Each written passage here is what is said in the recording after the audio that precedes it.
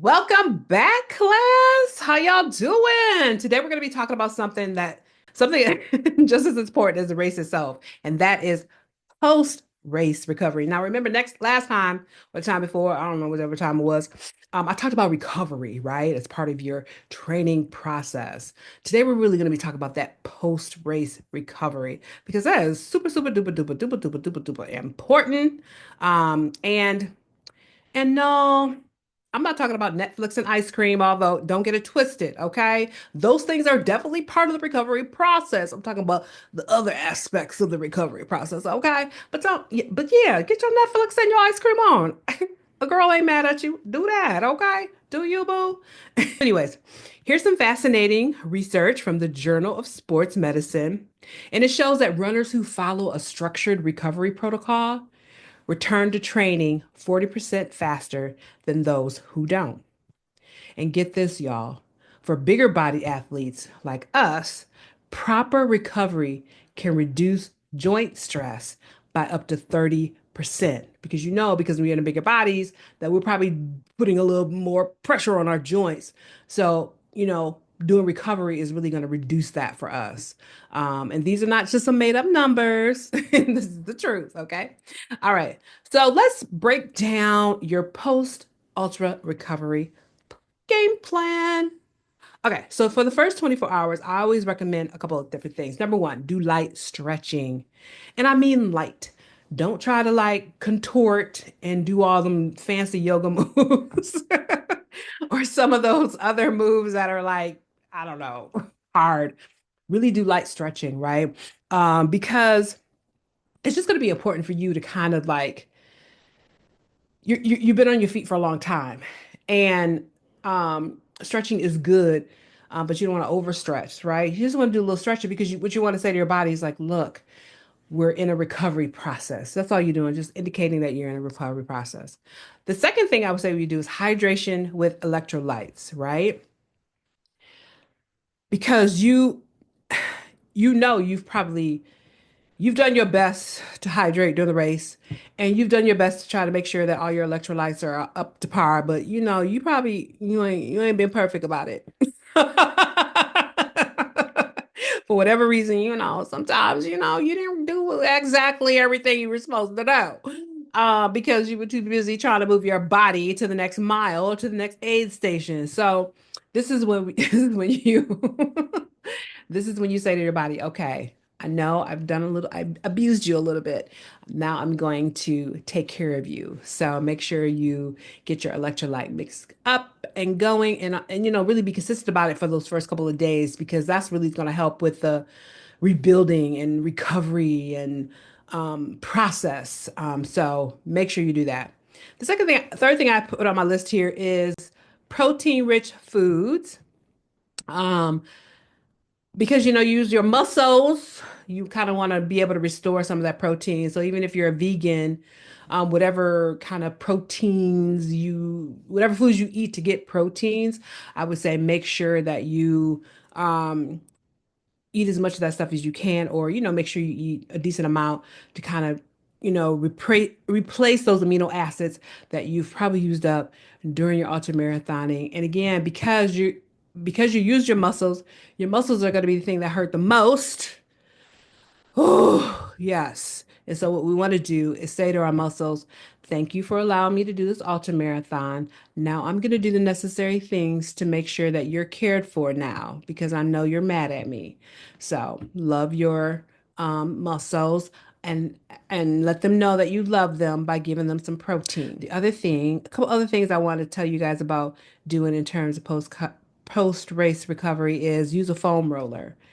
And what that does, and use a soft one. You don't have to use a hard one, but just try to roll really try to roll as many parts of your body as you can based on your energy level, right? Because you might not have a lot of energy, or you might not, whatever you can. And just kind of maybe be consistent about that. Maybe do it a couple times, maybe once in the evening, once in the morning, once at lunch, and just because what you're trying to do is just stimulate those muscles, right? Let them know, like, I know we abused you, boo boo, but I want to take care of you. So I want to, like, continue to what that foam roller is doing really is moving that lactic acid out of your muscles, right? Because it can build up when you're doing a lot of exercise.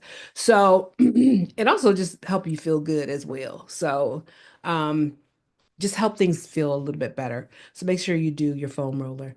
The other thing I would recommend that you do, and don't hate me, is do ice baths. Now, for those of you that are gonna hate me for telling you to do ice baths, I want you to channel that hate for me. And I want you to just use it and just send it towards me. But then put your butt in the ice bath. You hear me? Just do it. Yeah, I don't like this part, but I do it every time because I'm gonna tell y'all something right now. Woo! Every time I do an ice bath after a race the next morning, oh, my body's like, girlfriend, I'm so in love with you again. I'm so in love with you.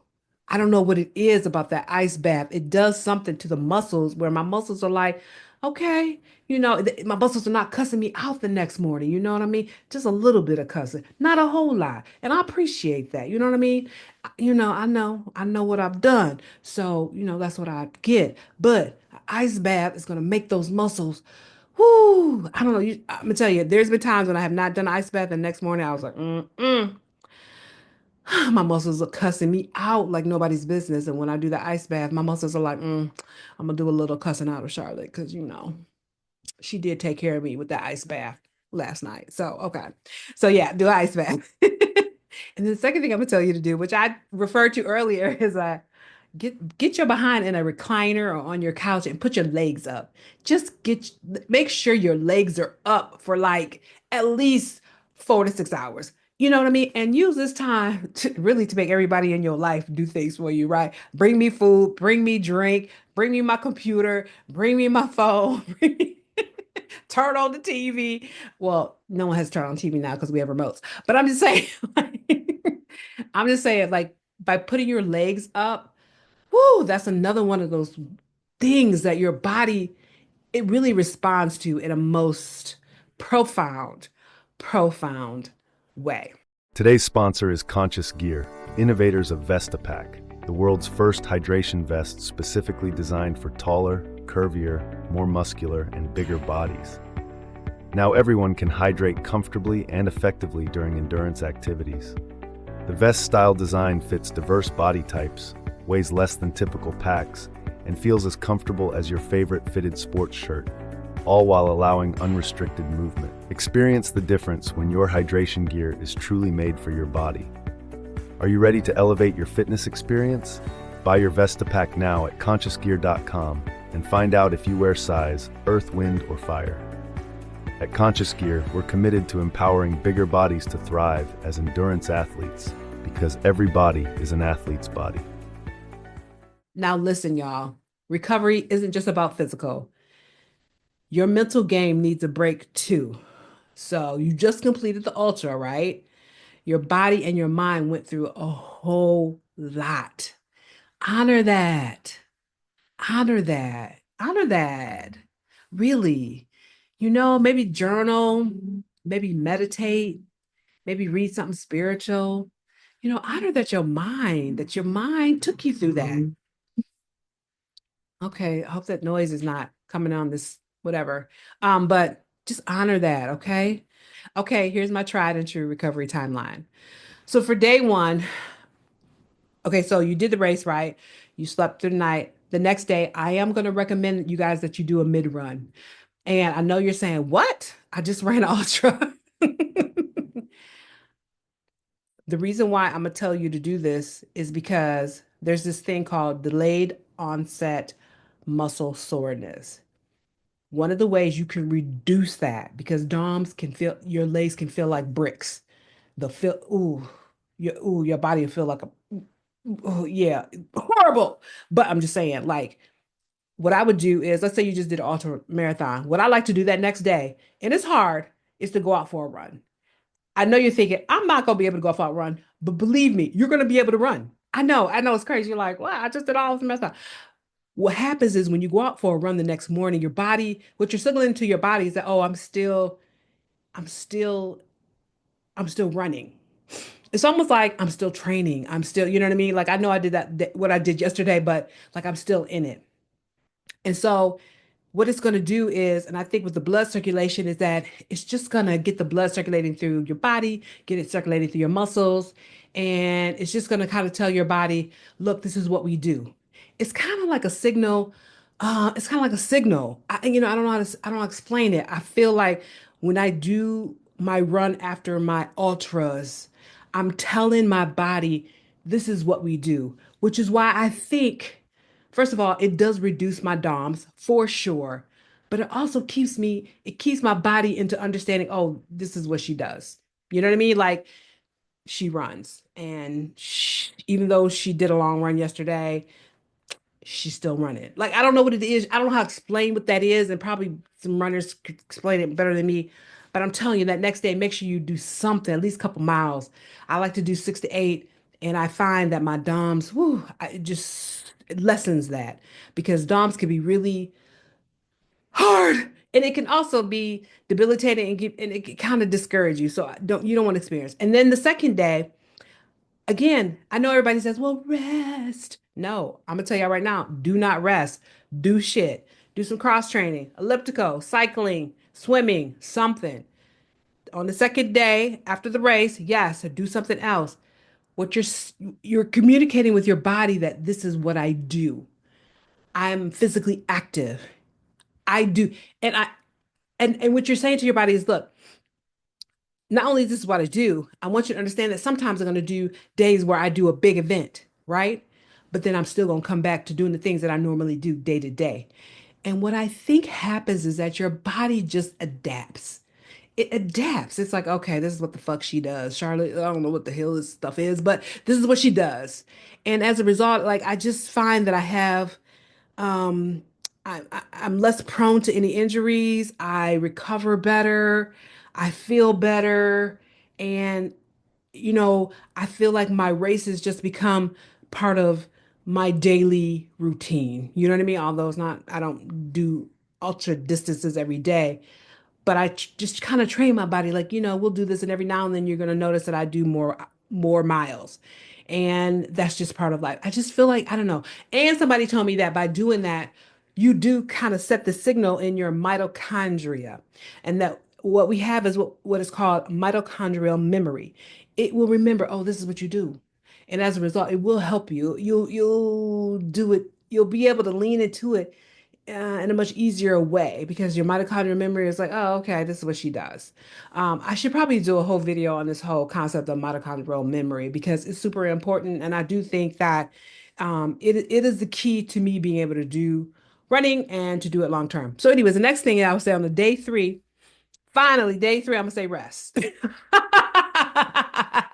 I know you're like, oh, for real, Charlotte? You gonna give me a day off? Yes, I am. I'm gonna give you the third day off. Now, because usually your DOMs will set in on the second day, which is why I tell people keep working out on the second day. But by the third day, it could set in on the third day, right? But it's going to be far less because you've already trained your body. Look, this is what we do. This is what we do. So there's no need for you to have muscle soreness. This is just who I am. This is what I do. You know what I mean? And I have found that when I do this, I'm religious about this. As God is my witness. I'm religious about this. On the third day, I'll rest and I won't really have any much DOMs. It'll, I definitely will feel sore, but it won't be the way, ooh, oh. When you've had a real bad case of DOMs, you'll start figuring out things. You'll probably listen to me then. And then like from the fourth to the seventh day, I'll do more light run, short runs. I definitely will start doing like hot sauna, wet sauna, yoga. I'll go into like a Pilates class. I'll do more like a stretching class. I'll do things to kind of like rework my body back into to normalcy, so to speak. And so that's what I'll do for days 4 through 7. And then on week 2, I would just get back to depending on whether or not I have a race or not, I would say I would just get back to what I regularly do. So like I do 6 to 8 miles, 4 or 5 days a week. So I'll just start doing it. I mean, um, And then by doing that, then I prepare my body for when I really want to start doing more longer runs again so I can be prepared for a race. And then, I mean, for me, I don't do races back to two. Well, no, I can't say that. Sometimes I do races back to back. If the case, by the third week, I'm starting to train again. So I'll just say that. Okay. So that's my recommendation for your recovery timeline. Now, let's talk about nutrition because recovery isn't just about the rest. Your body needs nutrient-dense foods to rebuild itself. So these are some what I call go-to recovery meal plan suggestions. Get your complex carbs, okay? Like for me, I love some beets, sweet potatoes, you know what I mean? And other complex carbs. Complex carbs meaning like not like donuts and sugar, you know what I mean? Like simple carbs, do complex carbs, okay? Because your body needs the carbs. Like you just have neglected giving your body um any substantial amount of carbs. And so now you need to replenish all that. You know what I mean? And also because that's the initial food source of energy that it's going to pull from. And you want it to pull from that. You don't want, because if you're not working out as much, if you're not doing, you're not running as much as you were before, you were in ketosis, so your body was, using your fat to generate energy. Now it's not. So now you got to give it carbs. So have a fueling source, for you to, function as a human being. Other thing I always recommend lean protein. I'm be honest with y'all. And if you're vegan, however you get your proteins, you can do this way. I'm gonna be honest with y'all. I'm telling the truth, shame the devil. I eat fatty meat, bacon, steak. Yup. I eat fatty beef or bacon. Um, I just do. I have learned that my body needs protein. It definitely needs the carbs, but it needs the proteins more. And that when I'm able to get back to giving it protein, my recovery goes really, really well. So that's just me, in my opinion. That may not work for you, but I know for me, I need protein. And I know I say lean protein, but I honestly, I do fat protein. I do fat and yeah, I don't. So maybe I go to jail or something. I don't know. I'm just kidding. And the last thing I'm gonna say, eat anti-inflammatory foods, berries, leafy greens, get some turmeric up in there. You know what I mean? Like you want anti-inflammatory foods because you got to understand your body is in a state of inflammation right now. After you had run your race, yes, and it's going to be in a state of inflammation probably for the next 10 days. So you want to be eating those anti-inflammatory foods. You want to say to your body, look, stop, you don't have to be inflamed anymore. We could go back to normal. And the more you give it nutrient dense anti-inflammatory foods, it will cooperate and then your body will return to normal. So those are my suggestions. And so let me know how it works out for you. Here's some real talk, y'all. Everybody is different. And what works for a 120-pound speedster might not work for you. So look, do you experiment, figure out what's going to work for you because what works for everybody else may not work for you. And that's okay. You know what I mean? Um, how your body responds could be different. There are some people I know in bigger bodies, when they get done with the race, they feel really strong. And like, they eat nutrient dense foods and they just keep running and they're fine. You know what I mean? And I wish that was me. But and then there's some people that really struggle and then they have to really rest. But I'm gonna tell you right now, after you run your ultra marathon the next day, please do something. I say go out and do a mid run, but if you don't want to do that because you think you're gonna be tired, I mean you are, but I'm also gonna tell you that your body's is amazing. So it could do it. It's just going to help with the kind of delayed onset muscle soreness. So I just highly recommend doing that. Other than that, do what you want to do in terms of what you want to eat and all that kind of stuff. People eat burgers, people eat pizza, people do that. Um, And I think a lot of time for skinny people, that's what they could do. For those in bigger bodies, we got to be more calculating what we're gonna put in our bodies, because we already have enough fat cells to last us a lifetime. I got a quick pro tip. I want you to invest in recovery tools that work for your body. I know I said get the roller and I said do this and that and the other, but look, find what works for you. Okay. Um, they have those little guns. I have a gun too, where you like put the gun in, it like vibrates. I have one of those. Or whatever. I have one of those things too that like squeezes your muscles. It hurts. That thing hurt. I don't know why about that. It's like torture. It's really torture. I think it's torture. But anyways, buy the tools and engage in activities that will work for you because it's your body and you know better than anybody. But at the end of the day, I'm just here to tell you that by do engaging in these activities post race, your muscles will thank you.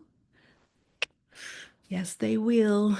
And they will honor you with the opportunity to do it all over again. um, so as we're talking about recovery, you know what's really wild? After running my first ultra marathon, ooh, y'all, I'm not gonna lie, I thought I was invisible. You know what I mean? I had the nerve to go to the store. I had the nerve to go to the shopping mall, run some errands, and then go grocery shopping. And then by the time at the end of me doing my grocery shopping, I was leaning on that cart like it was like a walker. He was like, I kept thinking, I wish this cart could do the walk-in for me. And it really, it was so funny when I got home. I didn't even put the groceries away, nothing away. I didn't put none of the stuff away. I just went in the house. I sat in my recliner chair and I put my legs up. And guess what, y'all? I did not get up until the next day. Yeah, I had my son bring stuff to me. Only thing I did was go to the bathroom. I said, bring me this, do that. I was like, I could not move. And that's when I learned, like, look, Shar, if we're gonna keep doing these ultra marathons, girlfriend, we're gonna have to learn how to do some recovery. And so, and that also that recovery isn't optional, boo boo. It's necessary. It's a bonus feature to doing the ultras, right? It's essential. And it's the way I respect and love and honor my bodies. And this is super important for those of us in bigger bodies. It's true for anybody that's doing ultra marathons, but especially for those in bigger bodies. It's really going to be important for us to really be engaged in the recovery process because we do want to do these things. Hopefully, we wanted longevity in doing ultra marathons, but more importantly, because we are in bigger bodies, I think our recovery process, we really got to tend to it kind of in a very serious way. And we can't like budge on not doing it at all, that we always got to be committed, right? Okay. So, all right, family, take good care of yourself. Peace and love. I'll see you in the next class.